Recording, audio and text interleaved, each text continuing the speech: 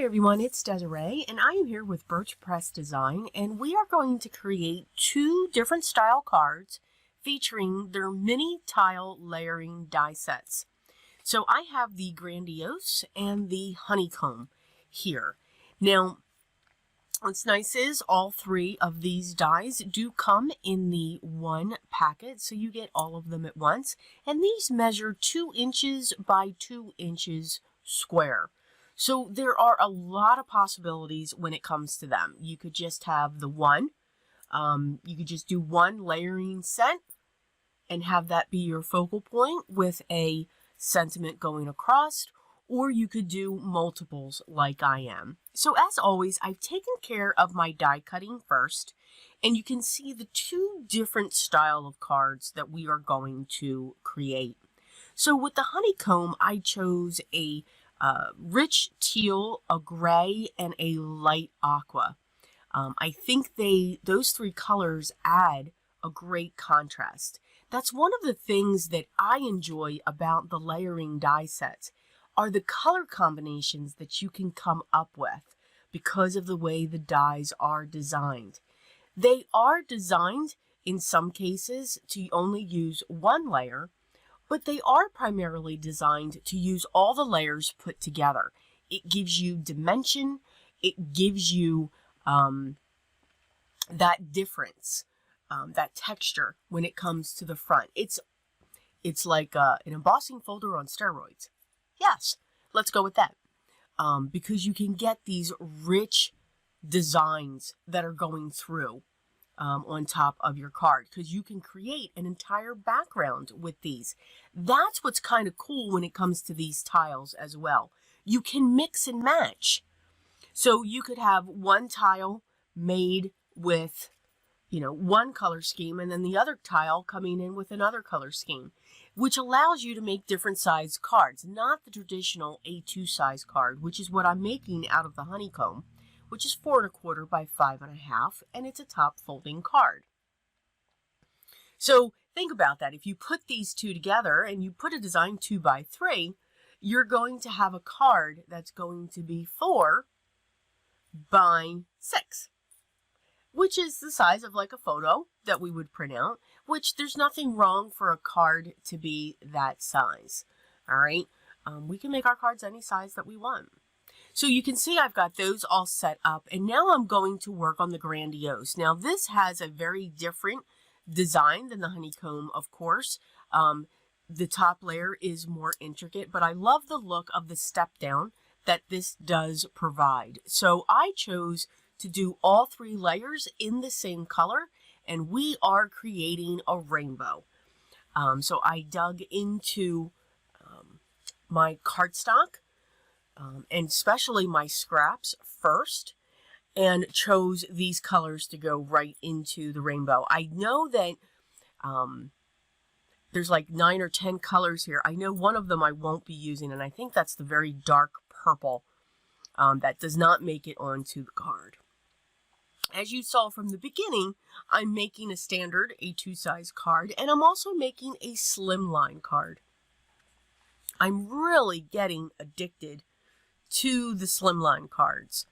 I'm finding that size very interesting. Not that it's almost like you can do more with it. I don't know. It's very odd to explain, but I think you get very interesting visuals when it comes to the Slimline cards, whether you make them landscape or portrait. So you can tell the rainbow is definitely going to be the Slimline, just like we saw in the cover. Okay, so now that we've got all of those glued together, we are now going to start our design. So what I do have a base panel.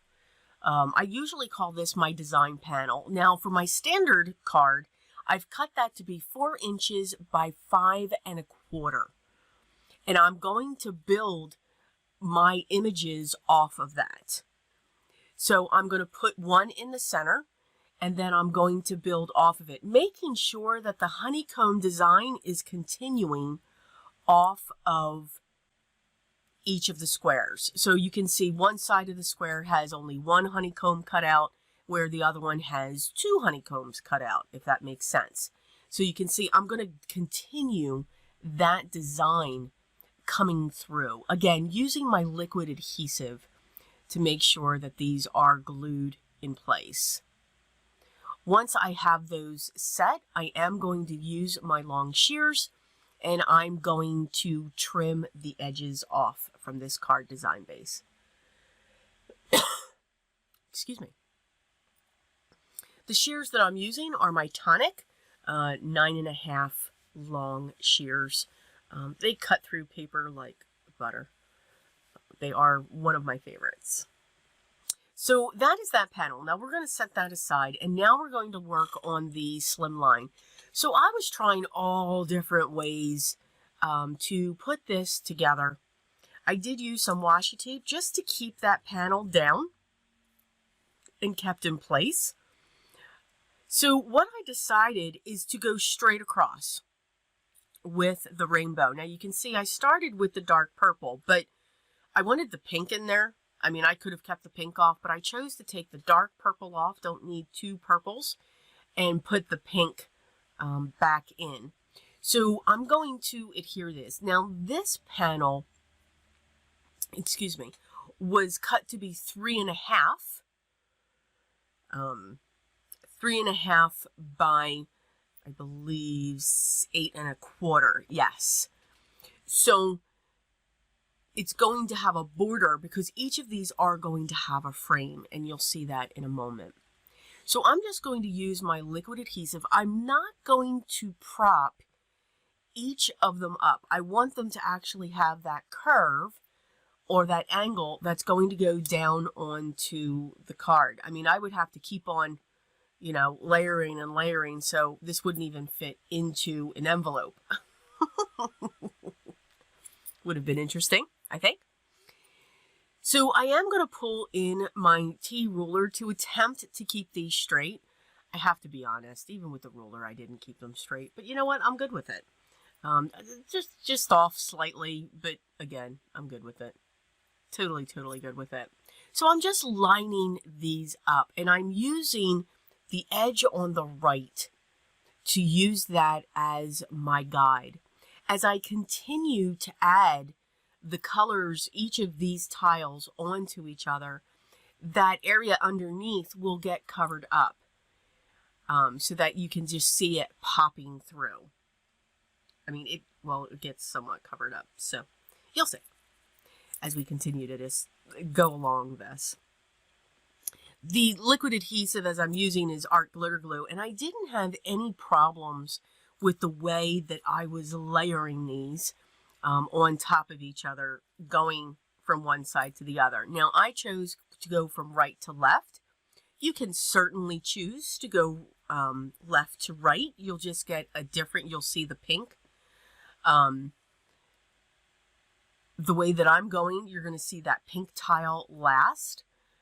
If you do go from the left to the right, then you would see the purple in it completely last because of the way that you're building the card with these tiles. So I'm putting on the last one, and you can see we've got this perfectly even going from each side. So we only went with 9 instead of the full 10. I'm going to remove my washi tape, and it's okay. I did pull at the paper because I went too fast, but that's okay. It'll hide itself. We're good. So when it comes to the two panels, I'm going to use a black panel base for this, and you can see that we have just a very thin border going around that. And then for my standard size card, I'm going to prop this down onto the light aqua that I used for the top layer, and have that mat going around. Now I have a little bit more up on top and the bottom, but that panel has been cut to be 4.25 by 5.5. I am also going to use another black mat, which would accent not only the gray that I have there, but the sentiment. I chose to use the sentiments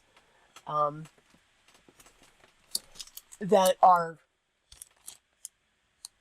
the grandiose lingos, or the big lingo sentiments for these cards. I love the fact of two things. One, you get the shadow when it comes to the card, but you also can use the individual letters as well because they are separated. So I chose the thanks. Okay, they're called the jumbo lingo. Sorry about that. The thanks and the happy. And then, of course, for the happy, I chose one of the sentiments from the Best Friend clear stamp set that says, "It's your birthday." So again, we can just mix and match our sentiments. You know, happy, it's your birthday. You know, think about that. You can sing that. It's your birthday. Okay, never mind. So I pulled out some of my Nouveau drops. I'm just going to use those to accent the card. For the happy, I used the duck egg blue. And for the thanks, I'm using a glitter Nouveau drop, and it's the clear, regular clear glitter. And I just put that up in the corners along the top, again, just to give it some accents. So I do hope you enjoyed these projects. As always, I want you, maybe if you may not like this style, but maybe you got some tips and tricks on how to work with your layering dies and what you can create with them. As always, the products that I use will be listed down below.